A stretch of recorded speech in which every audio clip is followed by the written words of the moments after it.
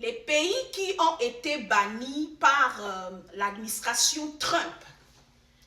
En janvier 2026, il y a eu près de 36 pays, certains disent 39, qui ont été bannis par l'administration Trump, c'est-à-dire 36 ou 39 pays qui n'ont pas le droit d'obtenir un visa d'entrée sur le territoire américain. Et parmi ces pays, vous pouvez voir sur la liste, même si vous ne lisez pas l'anglais, mais les noms des pays sont écrits en français si c'est des pays francophones. Okay? Il n'y a rien qui a été modifié. Il y a le Gabon, le Congo, Congo-Brazzaville et tout, et le Mali, tout ça là. D'accord? Donc, il y a des pays qui ont été bannis de façon temporaire. Ça veut dire de façon... ils ont juste été restreints. Ça veut dire à n'importe quel moment, il peut enlever en fait ce truc-là. Maintenant, il y a noms qui sont définitivement bannis. Ça veut dire que tant que c'est lui qui gère l'Amérique actuellement là, des pays comme le Mali, d'accord, eux là, comme le Congo-Brazzaville, ils ont interdiction formelle de rentrer sur le territoire américain, obtenir un visa. À part s'il est diplomate. S'il est diplomate, là, il peut rentrer. Donc, beaucoup de gens me posent la question en e-box de savoir que lorsque l'interdiction est temporaire, elle est restreinte en fait. Par exemple, comme le Gabon, nous on a été restreint. Ça veut dire, quand je m'en vais à l'ambassade des États-Unis du Gabon pour aller passer mon interview, si d'habitude il y avait 20 ou 100 personnes qu'on donnait un visa, quel que soit le type de visa, en dehors des diplomates, hein, des présidents, des ambassadeurs, tout ça, les leaders, en dehors d'eux, mais tout le reste des autres visas en dessous là. Tant que si on devait obtenir 100 visas, on va peut-être donner 20 visas ou 10 visas, ce qu'on appelle restreint. On peut dire diminuer l'effectif des visas qu'on donne aux Gabonais pour rentrer aux États-Unis. Donc ça ne veut pas dire que vous n'allez plus obtenir des visas pour venir aux États-Unis. Donc vous pouvez toujours faire des demandes, mais sauf que les demandes sont réduites. Les visas, pour obtenir, les chances pour obtenir le visa, c'est restreint. Ok? Maintenant, l'avantage avec les pays restreints, vous pouvez aller regarder sur Google, comme le Gabon par exemple, si un Gabonais vit en Europe, dans n'importe quel pays européen, et puis tu as un titre de séjour là-bas. Si un Gabonais vit en Asie, et puis tu as un titre de séjour dans le pays asiatique dans lequel tu vis, toi tu peux rentrer aux États-Unis et tu peux obtenir ton visa sans problème. Ça ne vous concerne pas. Ok? Donc tous les pays qui ont été restreints là, vous avez la chance de rentrer. Comme le Togo, d'accord? Il y a quel pays encore? Beaucoup d'autres pays là qui ont été juste restreints. La Côte d'Ivoire, vous avez été juste restreint. Donc vous pouvez rentrer, mais le nombre de visas qu'on peut vous donner est réduit en fait. Ce n'est pas complètement interdit et fermé. Donc c'est ça l'avantage actuellement. Maintenant, quel conseil je peux vous donner? Les femmes, comme les hommes qui veulent rentrer aux États-Unis actuellement, que ce soit ceux qui viennent par la voie qui marche et tout, ce n'est pas le bon moment actuellement.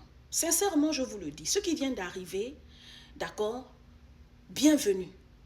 Mais pour obtenir les carlos en ce moment, faire par exemple les demandes d'asile et tout, c'est difficile. C'est très, très, très difficile. Si vous constatez même, remarquez, on n'a même pas beaucoup parlé comment on appelle la dévéloterie cette année. Entre-temps, vous savez que tous les autres présidents qui sont passés là, le moyen le plus facile qui nous permettait de venir en Amérique, c'était la dévéloterie. En ce moment, on vous parle, on ne sait pas s'ils ont banni ou s'ils ont restreint ou s'ils ont même mis ça en stand-by. On ne sait pas, on ne parle plus de dévéloterie. Depuis que papa, qui a les cheveux jaunes comme moi là, il est là. Donc tout ce que je peux vous dire, ça ne sent pas bon ici. Troisième facteur, à l'heure actuelle, on arrête les migrants partout. Tu vas à l'école, tu vas au travail, tu vas en business, tu vas à l'hôpital, on t'arrête. Au supermarché, ils sont là garés dans les parkings, la police de l'immigration. Parce que leur objectif, c'est de déporter un maximum de migrants, d'accord, qui ont des démêlés avec la justice, qui ont déjà eu des démêlés avec la justice, ou bien qui n'ont pas les kaolo, d'accord?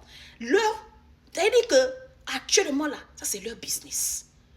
Donc, tu peux même être déjà ici là, mais il n'y a pas garantie que durant tout le mandat du gars là, Donald Trump là, tu vas rester ici en Amérique. Que tu es kaolo, que tu n'es pas les kaolo, on va chercher les pouces sur ta tête. Même les Américains natifs eux-mêmes, les vidéos circulent sur TikTok ici là, on les tout. Dès que tu ne les obéis pas là. Donc, franchement, ça ne sent pas bon actuellement. Nous-mêmes là, on vit avec, on deal avec, on n'a pas le choix. Maintenant, si vous voulez aussi venir dealer avec, comme pour nous là, peut-être que ça va marcher, vous venez. C'est juste une réponse à beaucoup de gens qui me posent des questions en e-box quand je parle de l'immigration. Dernier truc que je voulais dire, je m'appelle Bissobindouan Audrey, je suis d'origine gabonaise. Je suis légalement mariée, les gars. Je ne suis pas venue sur Internet pour chercher les hommes. Ok? Donc, ne mettez pas les yeux sur moi. Je fais du contenu, je suis créatrice de contenu. Ok? Mais je suis mariée, j'ai des enfants. Vous comprenez, les amis? Je ne fais pas venir les gens en Amérique. Je ne travaille pas à l'ambassade. Dans aucune ambassade. Je ne suis pas ambassadeur. Je ne fais pas les papiers, les calos aux gens. Troisièmement, les femmes, les hommes, je ne trouve pas ni les maris ni les femmes au champ. Ce n'est pas mon travail sur Internet. Ok? Donc, les messages que vous me laissez en e-box. Oh, ma soeur, trouve-moi un homme aux États-Unis, trouve-moi un homme blanc. Les filles, je n'ai pas trouvé mon mari blanc sur Internet. Je l'ai rencontré au Gabon, où je travaillais au Gabon. Donc, les filles, je dis souvent, le secret actuellement là, quand tu veux trouver l'homme, bien tu veux garder l'homme, travail. Ça veut dire que, en termes de statistiques, les femmes qui gèrent un peu l'affaire de relation, de couple, de foyer, de mariage, là, c'est quand tu travailles là. Tu sens que tu es épanoui toi-même parce que tu travailles. Et tu es épanoui parce que l'homme ne met pas la pression sur toi. Tu sors chaque matin, tu ne l'attends pas toute la journée. Tu n'as pas le temps de fouiller son téléphone. Vous voyez un peu les filles. C'est un petit conseil que je vous donne souvent. Travaillez, cherchez votre gain, construisez-vous. Le foyer, le mariage, là, ce n'est plus comme avant. Vous ne voyez pas que beaucoup de femmes déjà dans le mariage. Beaucoup de femmes sont malheureuses dans le mariage. Mais on ne peut pas vous dire, les filles. Si tu ne travailles pas, tu ne te cherches pas toi-même. Si toi-même, tu ne cherches pas à devenir une femme autonome financièrement, émotionnellement, tu prends soin de toi. Mentalement, tu prends soin de toi. Psychologiquement, tu prends soin de toi. Le mariage, ni l'homme ne rend pas la femme heureuse. Parfois, on veut fuir nos pays, là, on pense que c'est ici qu'on va venir trouver le bonheur. Beaucoup d'hommes ici, là, sont pauvres, les filles. Plus pauvres même que certains de nos frères en Afrique avec qui vous sortez, là. Beaucoup ici, là, en Occident, là, ils ont des problèmes mentaux. Donc, les filles, même si tu cherches l'homme, là, c'est normal.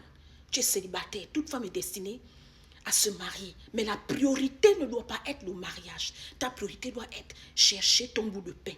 Que tu sois célibataire ou marié, que tu décides de rester marié, ou bien que tu décides de partir, cherche d'abord ton gagne-pain, ton autonomie, ta liberté financière.